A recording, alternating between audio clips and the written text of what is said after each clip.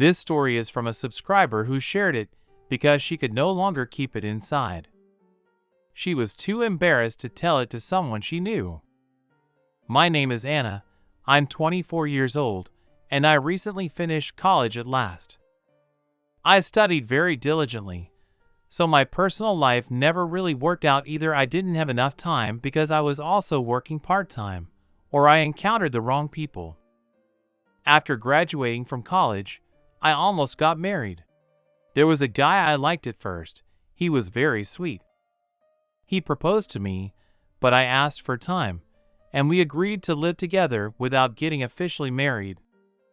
We lived together for a while in an apartment his parents gave him, but things didn't work out in the end. We argued often.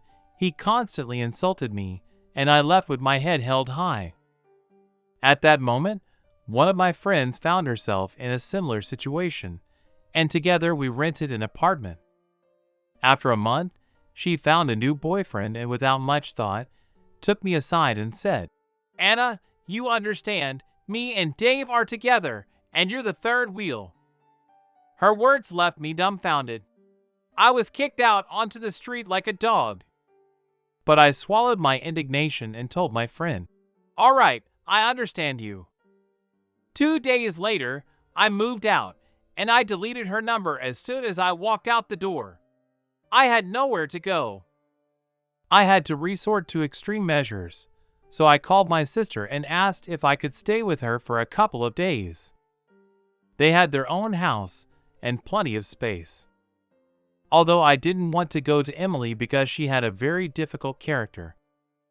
I already knew she would start lecturing and trying to educate me. And that's exactly what happened. No sooner had I entered the house than my sister started giving me a lecture. "Anna, you're so thoughtless, you need to use your head." I wasn't in the mood to argue with her, and I didn't have a choice, but unexpectedly, her husband Mark saved me. He hugged my sister and said, "Emily, well, it happened the way it happened." And he said to me, "You can go in, don't stand in the doorway," and winked. Confused, I blinked while Mark took the bags with my belongings to the room. But I hadn't even spent 2 days with them when Emily found a purpose for me. The next day, my sister asked me to clean the windows while she went for a manicure. I reluctantly agreed. After all, it's awkward to refuse. They gave me a cloth with cleaning solution, and I started cleaning the glass, noticing that my sister's husband was watching me discreetly. I got tired and sweaty because of the heat outside. Mark asked me, "Anna, tired?" I weakly objected. "Emily will scold me."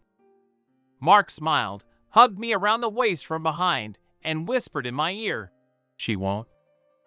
I was taken aback by embarrassment. Doubts overwhelmed me. He held me so gently that thoughts of resistance simply didn't arise. Perhaps because I hadn't had anyone in my life for a long time, and we engaged in that very activity. After my sister returned, we all sat down to have dinner together as if nothing had happened. Later, I asked Mark what to do now. He replied not to worry, just forget it. "I got my revenge on your sister for not letting me go to the alumni reunion," he said. A week later, I moved out from there and rented a room from an elderly woman.